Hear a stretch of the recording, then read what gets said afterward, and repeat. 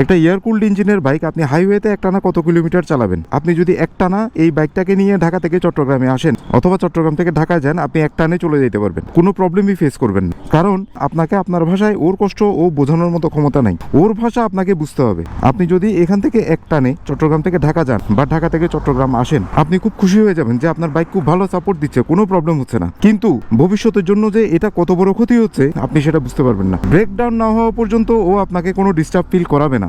Air cool bike নিয়ম হচ্ছে 70 থেকে 80 কিলোমিটার অন্তর একবার ব্রেক দেয়া। ব্রেক দিয়ে আপনি নিজেও ঠান্ডা হবেন, ওকেও ঠান্ডা করবেন। যদি আপনি একটানেই চলাফেরা করতে থাকেন তাহলে যে এমন কিছু পার্টস ক্ষতি হবে যেগুলো বেসিক্যালি সাধারণত কিছুই হয় না। ধরেন একটা ইঞ্জিনের পার্টসের যদি লাইফ সাইকেল কথার কথা 10 বছর হয়, তাহলে সেটা দেখবেন যে আপনার 5 বছরে শেষ হয়ে গেছে। এভাবেই ক্ষয়গুলো হবে। তো এভাবে খুব গুরুত্বপূর্ণ পার্টসের আয়ুষ্কাল কমতে থাকবে। তো সেই জন্য আপনি অবশ্যই হাইওয়েতে একটা এয়ারকুল বাইকের 70 থেকে 80 কিলোমিটার পর পর আপনি একবার রেস্ট দিবেন, নিজেও রেস্ট নেবেন।